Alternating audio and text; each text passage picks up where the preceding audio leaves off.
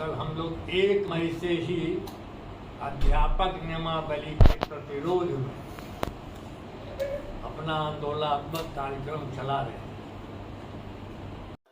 तो इस वीडियो का अंश मैं आपको लास्ट में दिखाऊंगा। उससे पहले बता दें आपको कि बिहार माध्यमिक शिक्षक संघ के महासचिव शत्रुघ्न प्रसाद सिंह आज प्रेस कॉन्फ्रेंस वार्ता किए। उसमें उन्होंने कहा कि कंडिगा 8 के तहत नियोजित शिक्षकों को बिना शर्त के राजकर्मी का दर्जा शिक्षकों को देना होगा, क्योंकि यह जो नियमावली बनी हुई है इस नियमावली में लिखा हुआ है साफ तौर पर कि जब बहाली होगी तो उनको नवनियुक्त माना जाएगा और उनका वरीयता का भी हनन किया जाएगा और साथ में जो निरंतरता का लाभ है उसको भी नहीं दिया जाएगा और 2 साल तक ग्रेड पे भी नहीं मिलेगा। तो आइए सुन लेते हैं शत्रुघ्न प्रसाद सिंह क्या कुछ कह रहे हैं।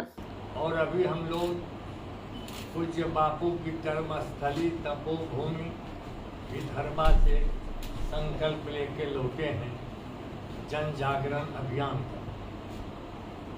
लगातार हमने प्रयास किया है लिखित बार बार सरकार से कि अध्यापक नियमावली विसंगतियां, त्रुटिपूर्ण, अराजकतापूर्ण से भरी हुई नियमावली है, इसका आप संशोधन कीजिए और बिना राजकर्मी के दर्जा के रूप में पूर्व से नियोजित कार्यरत जो पंचायती राज स्थानीय निकाय में हैं उनके समायोजन के बिना आपका कोई कार्यक्रम हम सफल होने नहीं देंगे। और 2 महीने बीत गए, हमारे ही लिखित का नहीं, उनके सत्ताधारी दल के जो एक साथ चलने वाले महागठबंधन के लोग हैं और अन्य जनप्रतिनिधि, पंचायती राज स्थानीय निकाय के निर्वाचित सदस्य, विधायक, विधान पार्षद और प्रतिपक्ष भी तमाम के लिखित समर्थन के बावजूद गतिरोध कायम है। सरकार कोई वार्ता करने के लिए तैयार नहीं। और आज की ही तारीख से यानी 15 जून से बिहार लोक सेवा आयोग ने परीक्षा के लिए आवेदन पत्र भरने का कार्य प्रारंभ किया है। हम लोगों का स्पष्ट कहना है कि पूर्व से जो हमारे नियोजित शिक्षक कार्यरत हैं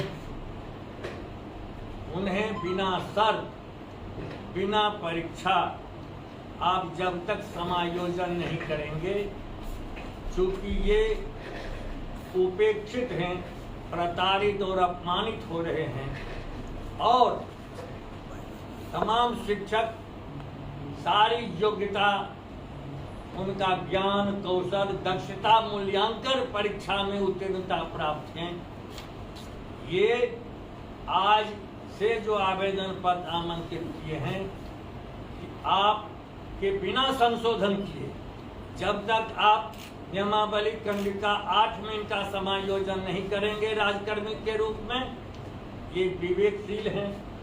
और इस अध्यापक नियमावली के खिलाफ दर्जन से ज़्यादा याचिका माननीय उच्च न्यायालय में दायर है। 19 जून से ग्रीष्मावकाश के बाद न्यायालय का पूरा कार्य प्रारंभ हो रहा है और उसमें याचिका में जो दर्ज है प्रार्थना कि तुरंत परीक्षा के लिए जो आवेदन पत्र मांगे गए हैं उस विज्ञापन को स्थगित किया जाए, स्थगन आदेश दिया जाए और पूरी नियमावली जो त्रुटियों से, विसंगतियों से भरी हुई है उसमें बिना हम लोगों का समायोजन किए आप किसी प्रकार से कार्यवाही को रोक दीजिए। माननीय न्यायालय से यही निवेदन किया गया है। व्यक्तिगत रूप से कई शिक्षकों ने याचिका दायर की है। हमारे शिक्षक उसका जरूर इंतजार करेंगे, क्योंकि अंतिम तारीख तो 12 जुलाई है, इसीलिए जल्दीबाजी में नहीं है। और लोकतंत्रीय तौर तरीका शांतिपूर्वक अहिंसात्मक आंदोलन हम करते रहेंगे और निवेदन करते रहेंगे सरकार से कि हमारी मांग आप मान लीजिए। और इतना ही नहीं, हमारे समर्थक भी निवेदन कर रहे हैं। हम चाहते हैं कि आप जो हमारे समर्थन में मीडिया बंधु उपस्थित हैं, आप भी हमारे आंदोलन में सहभागी बनिए, जिससे कि सरकार पर नैतिक दबाव पड़े। और इसीलिए आज इस भीषण लू लहर में हमने आपको अपने कार्यालय में आमंत्रित किया है, और कोई जिज्ञासा हो तो पूछ सकते हैं। आज से जो आवेदन ऑनलाइन दिया जा रहा है, क्या बिहार के जो टीचर हैं ऑनलाइन आवेदन फिलअप नहीं करेंगे? नहीं करें, क्योंकि उनको घाटा है। एक तो उनकी कोई सेवा शर्त अलग से नहीं है, उनकी वरीयता का हनन है। ये 20 साल हमारे शिक्षा मित्र जो है पंचायत शिक्षक हो गए, 20 साल उनका सेवानुभव। हमारे शिक्षक जो 2006 से नियुक्त, उनका जोड़ लीजिए ये तो 2023 है, 16 साल 17 साल उनका अनुभव। तो हमने तो पहले उनसे सहमति प्रकट की थी। शिक्षा मंत्री मान गए थे कि जो नियमावली बनेगी उसमें सेवा की निरंतरता रहेगी, और इसमें कोई चर्चा ही नहीं है। इसमें तो क्या चर्चा है कि आपकी नई नियुक्ति होगी, 2 वर्षों तक आपकी परीक्षा अवधि होगी ऑन प्रोबेशन।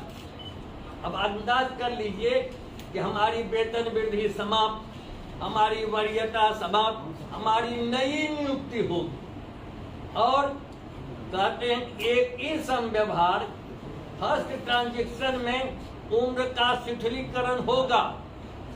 उम्र का शिथिलीकरण यानी उनके लिए न्यूनतम उम्र निर्धारित है, अधिकतम, लेकिन जो पुराने शिक्षक हैं उनकी उम्र की कोई समय सीमा नहीं। लेकिन फर्स्ट ट्रांजेक्शन प्रथम समव्यवहार में ही एक बार जब आप जाएंगे परीक्षा देने, तभी उम्र का शिथिलीकरण होगा। उसके बाद क्या होगा? जब आपका 3 बार आप परीक्षा दे सकते हैं, तो आपने लिख दिया है उस विज्ञापन में कि प्रथम समव्यवहार में ही यह लागू हो। और कटिका 19 में आपने लिख दिया है कि इस नियमावली में पुराने शिक्षकों का कोई दावा नहीं होगा। यह भी नैसर्गिक न्याय और भारत के संविधान के अनुच्छेद 14 के खिलाफ है, अनुच्छेद 15 के खिलाफ है, अनुच्छेद 21 के खिलाफ है। ये तमाम जो भारत के संविधान के अनुच्छेद हैं, इसका भी उल्लंघन इस नियमावली में किया गया है। इसलिए माननीय उच्च न्यायालय तो यह निश्चित तौर पर क्वेश करेगा, करना चाहिए, क्योंकि इसमें जो त्रुटियां हैं और जो हमारी हकमारी की गई है, इसलिए नैसर्गिक न्याय यानी नेचुरल जस्टिस का तकाजा है कि इसको माननीय उच्च न्यायालय क्वेश करे। और उसके पहले ये जो परीक्षा जो अगस्त में संभावित है, उस ऑर्डर को स्टेट सम्राट चौधरी ने तो यह घोषणा की है कि जुलाई महीना में राजभवन मार्च करेंगे। 2 दिन 3 दिन की अवधि किसी राजनीतिक दल ने नहीं दी है।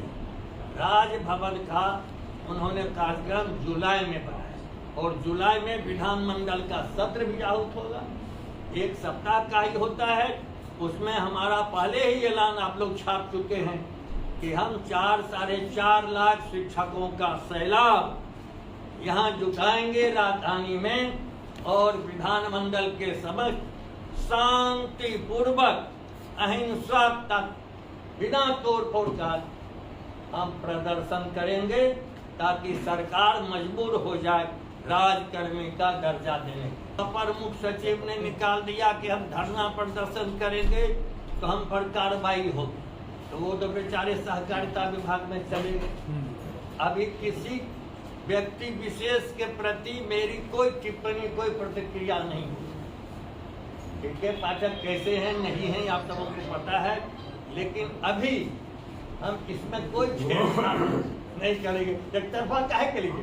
हम तो सरकार के खिलाफ लड़ रहे हैं। सरकार ने जो एक तरफा, चूंकि हम हितवर्ग हैं, हमारे लिए कोई सेवा शर्त का निर्धारण कोई सरकार करेगी, हमसे राय नहीं लेगी।